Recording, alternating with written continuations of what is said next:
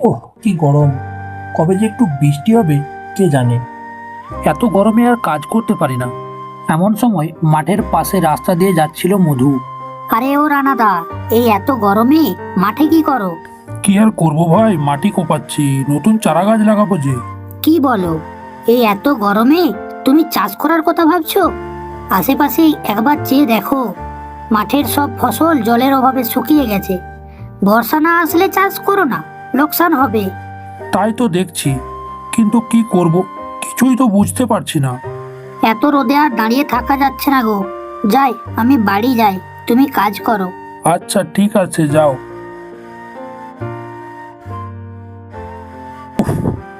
খুব কষ্ট হচ্ছে, যা গরম আর পারা যাচ্ছে না। না, যাই, বাড়ি যাই। গিন্নি, ও গিন্নি, এক গ্লাস ঠান্ডা জল দাও, বড্ড জল তেষ্টা পেয়েছি। উফ, যা গরম! কি করব বলো তো, এই গরমে তো মাটির কলসি ও জলও গরম হয়ে যাচ্ছে। বুঝলে, এই গরমে চাষবাস করা খুবই কষ্টকর। মাঠে আধ ঘন্টার বেশি কাজ করা যাচ্ছে না। তাহলে আমাদের সংসার কি হবে? জানি না কি হবে, কিছুই বুঝতে পারছি না। পাশের বাড়ির গীতাদি এসেছিল, তাদের নাকি জমির ফসল সব ঝলসে গেছে এই রোদে। খালে নাকি এতটুকু জলও নেই, নদীতেও নাকি জল নেই। হ্যাঁ গো, মাঠে গিয়ে তো আমি তাই দেখলাম। কয়েকদিন গরমের জন্য আমি বেরোতে পারিনি। আশেপাশের সব ফসল রোদে নষ্ট হয়ে গেছে, তাই আমিও চলে এলাম। আমাদের কি হবে বলো তো এবার? সংসার চলবে কি করে? ঘরে তো চাল ডাল প্রায় শেষ। যাই, স্নান করে আসি। কিছু রান্না করেছো?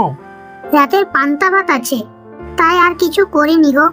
ওই পান্তা ভাতই খাবো। একটা পেঁয়াজ কাটো। রানা স্নান সেরে এলে দুজনে বসে ভাত খাই। তারপর বিকেলে রানা একটু হাঁটতে বেরোয়। কি গো রঘুদা, এই গরমে কেমন আছো? আর বলো না ভাই, যা গরম পড়েছে। তবে এই বিকেলের হাওয়াটা একটু আরামদায়ক। তা বলো, চাষবাস কি করবে? তা কিছু ভেবেছো? আর নতুন চারাগাছ কি লাগিয়েছো? আর বলো না গো রঘুদা, কি যে হবে কে জানে। খালের জল তো প্রায় শেষ, মাছ ধরতে পারছি না গো। নদীতেও জল কম আছে, কিভাবে যে সংসারটা চলবে কে জানে। তা যা বলেছ, যা রোদের তাপ, বর্ষা না আসা অবধি কিছু করা যাবে না। বর্ষা আসুক, তারপরেই ফসল বুনবো। তা তোমরা যাই বলো, বিকেলের এই আড্ডাটা কিন্তু আমাদের বেশ ভালোই জমে। আর এর সাথে যদি একটু গরম চা হতো, তাহলে তো আর কোনো কথাই ছিল না। হ্যাঁ ভাই, যতই গরম পড়ুক, চাটা আমাদের খুবই দরকার। চলো তাহলে, হাঁটতে হাঁটতে একটু রাস্তার ধারে যাই, সেখানে চায়ের দোকানে বসে চা খাওয়া যাবে। যা, দোকান তো বন্ধ। চলো, আমার বাড়ি চলো, চা খাওয়াবো খাঁটি দুধ দিয়ে। আমার বউ দারুণ চা বানায়। গিন্নি, ও গিন্নি, গিন্নি। আরে আসুন দাদারা, বসুন, একটু চা করে আনি। দারুণ চা খেলাম।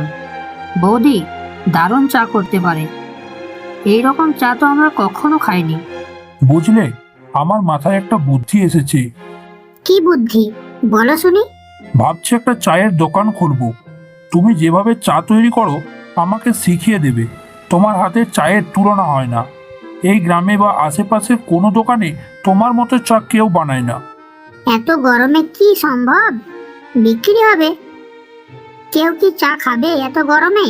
চা খেতে সবাই ভালোবাসে, যতই গরম পড়ুক চা খাওয়া কেউ কমাবে না।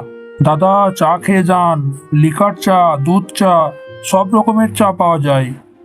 চাটা দারুণ খেতে, এবার থেকে তোমার দোকানেই চা খেতে আসবো। তোমার হাতের চা খুবই সুন্দর। বুঝলে, চায়ের ব্যবসাটা বেশ ভালোই চলছে। হ্যাঁ, তোমার বুদ্ধিটা বেশ ভালোই ছিল, বেশ ভালো লাভ হচ্ছে। আমার হাতের চা সকলেই খেতে পছন্দ করছে, তাই সকলে আমার দোকানেই আসে, অন্য কোথাও যায় না। তাই আমার লাভ বেশি। তোমাকে চা তৈরির পদ্ধতিটা শিখিয়ে দিয়েছি, তাতে বেশ ভালো হয়েছে। তবে গিন্নি, আমি একটা জিনিস ভাবছি, কিভাবে কম খরচে আরো বেশি টাকা লাভ করব। কম খরচ বলতে? চা তৈরি করতে যে খরচটা হয় সেটা তো করতেই হবে, না তো এরকম সুস্বাদু চা হবে না। আসলে তুমি কি বলতে চাইছো, আর কি বা করতে চাইছো বলো তো? ওটাই তো ভাবছি, আমাকে একটা বুদ্ধি বার করতেই হবে। রানা এক দোকানের সামনে দাঁড়িয়ে কিছু জিনিস কিনতে থাকে।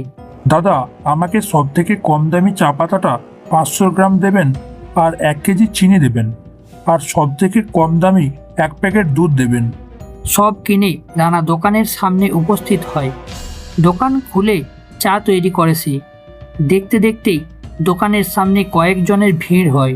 রানা ভাই, 1 কাপ চা দাও। আমাকেও 1 কাপ চা দিও রানাদা, আর একটা বিস্কুটও দিও। মাথাটা প্রচণ্ড ধরেছে গো, বুঝলে? চাটা খেয়েই কাজে যেতে হবে। আমাদের যেমন অভ্যাস, তোমার হাতে চাটা না খেলে দিনটা যে শুরুই হয় না। হ্যাঁ, তো তার জন্যই তো আমার দোকান খোলা। এই নাও তোমাদের চা। বুঝলে, আজও আমার বেশ ভালো টাকায় লাভ হয়েছে। এটা কি করা ঠিক হচ্ছে বলো? যতই হোক, এতে চায়ের টেস্ট নষ্ট হয়ে যাবে। আরে দূর, তুমি খুবই বোকা। তারা কেউ কিচ্ছু বুঝতে পারে না। এইভাবেই রানা দোকান থেকে কম দামি দুধ ও চা পাতা কিনে আনে, আর তা দিয়েই চা বানায়। চায়ের স্বাদ আস্তে আস্তে খারাপ হতে থাকে। বুঝলে রানা, কেন জানি না এখন তোমার চায়ের টেস্ট খুব খারাপ হয়ে যাচ্ছে। আগের মতো আর নেই। ঠিক বলেছ রঘু। রাস্তার মোড়ের চায়ের দোকানের থেকে তবুও ভালো খেতে, তবে আগে না অনেক বেশি ভালো খেতাম। সেই জন্যই তো এত দূর থেকেই তোমার হাতে চা খেতে আসি। আমার চায়ের স্বাদ ঠিকই আছে। প্রতিদিন যেভাবে আমি চা তৈরি করি আজও সেইভাবেই বানিয়েছি। তোমাদেরই একটু ভুল লাগছে। আরও বেশি লাভ করতে হবে আমাকে। চায়ের দুধে জল মেশাতে হবে। খাঁটি গরুর দুধ দিয়ে আর চা নয়। কাল থেকে অনেকটা করে জল মেশাবো, তবেই আমার লাভ হবে। এমন সময় ঘরের ভেতরে প্রবেশ করে রানার বউ। একা একা ওখানে বসে তুমি কি বকবক করছো বলো তো? অনেক টাকা লাভ করতে হবে। তুমি দেখো, আমরা কয়েকদিনে বড়লোক হয়ে যাব। বলছি শোনো, এইভাবে করো না গো। এইভাবে লোক ঠকালে ওপরওয়ালার কাছে কি জবাব দেবো বলো? তাছাড়া তোমার চায়ের গুণ ও স্বাদ যে নষ্ট হয়ে যাবে। কেউ আসবে না তখন তোমার দোকানে, অন্যের কাছেই চলে যাবে সবাই। আরে তুমি এত ভয় পাচ্ছ কেন? কিচ্ছু হবে না। চা হচ্ছে এমন একটা জিনিস, যেমনই হোক না কেন সবাই খেতে আসবে। এত চিন্তা করো না তো। আমি এখন ভাবছি কোথায় লাভ করব, আর তুমি কি না আমায় ওপরওয়ালার ভয় দেখাচ্ছ। যাও যাও, বেশি কথা না বলে ভাত নিয়ে এসো, খেতে দাও। কোন সকালে আবার কাজে যেতে হবে। রানা দুধে জল মেশাতে থাকে। তার ফলে তার চা খুব পাতলা তৈরি হয়। দোকানে যারা আসে তারা চা খেয়ে চলে যায়। এমন সময় দোকানে রঘু আসে। বুঝলে ভাই রানা, কড়া করে একটা চা করো। দেখো ভাই, চা খেতে এসেছো, চা খাও। একদম ভালো খারাপ মন্তব্য করবেন না। কেন? রানা তো ঠিকই বলেছে। চায়ের আবার ভালো খারাপ কি গো? চা তো চাই হয়। কোথায় না ঘরের কাছে চা পাচ্ছ বলে আমাকে ধন্যবাদ দেবেন, তা না দিন দিন আমার চায়ের খুঁত বের করছেন। রঘু, আচ্ছা বেশ, বলবো না, তবে একটা কড়া করে চা দাও তাড়াতাড়ি। চাটা কেমন পাতলা পাতলা মনে হচ্ছে না রে? আরে বেশি না বকে চাটা খাও দেখি মন দিয়ে। রঘু আর কমল এবার চায়ে চুমুক দেয়। প্রথম চুমুক দিয়েই তাদের মুখ একদম বাংলার 5 হয়ে যায়। ইস, ছি, থু থু থু। এটা কি রানা? এটা চা হয়েছে? কি বাজে খেতে হয়েছে আজকের চাটা। সত্যিই রানা, এতদিন ধরে তোমার বানানো চা খেয়ে এসেছি। এই আজকের মতো চা আমরা কখনো খাইনি। আজ কি তুমি চায়ে দুধ চিনি কিচ্ছু দাওনি? কমলদা, তুমিও শুরু করলে? এই ব্যবসার সময় আমার এত ক্ষতি করো না। তোমাদের কথা শুনে লোকেরা আর আমার কাছে চা খেতে আসবে না। আরে রানা, তোমার যদি বিশ্বাস না হয় তাহলে তুমি একবার খেয়ে দেখো। কি বলছো? তুমি দাঁড়াও, আমি এক্ষুনি খেয়ে দেখছি। কমলের কথায় রানা একটু চা খায়। চাটা মুখে দিতেই তার মুখ বাংলার 5 হয়ে যায়। তবুও সে কিচ্ছু বলে না। এই কই, চা তো ঠিকই আছে। আসলে তোমরা চাইছো না আমি এইভাবে ব্যবসা করি। আমি এমন ভালো ব্যবসা করছি তো, তাই তোমাদের জ্বালা ধরেছে। তোমরা আর কাল থেকে আমার দোকানে এসো না তো। তোমাদের দুজনেরই যত সমস্যা হয় আর অন্য কারো সমস্যা হয় না। ব্যাপারটা কি বলো তো, তোমরা কি চাও না আমি এইভাবে ব্যবসা করি? এইসব তুমি কি বলছো? আমরা কেন এমন চাইবো? বেশি কিছু বলবো না গো। রঘু, চলো আমরা যাই। হ্যাঁ হ্যাঁ, যাও যাও।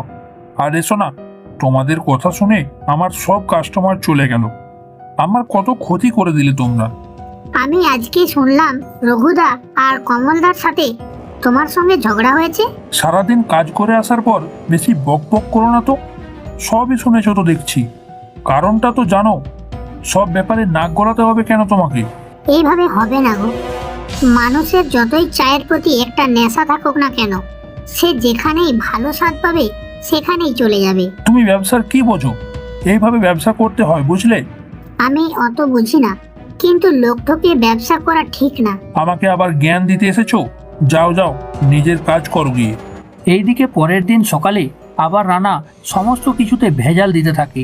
বুঝলে রানা, তোমার চাটা কেমন পাতলা লাগছে, আর আজকের চিনিটাও কেমন কম মনে হচ্ছে।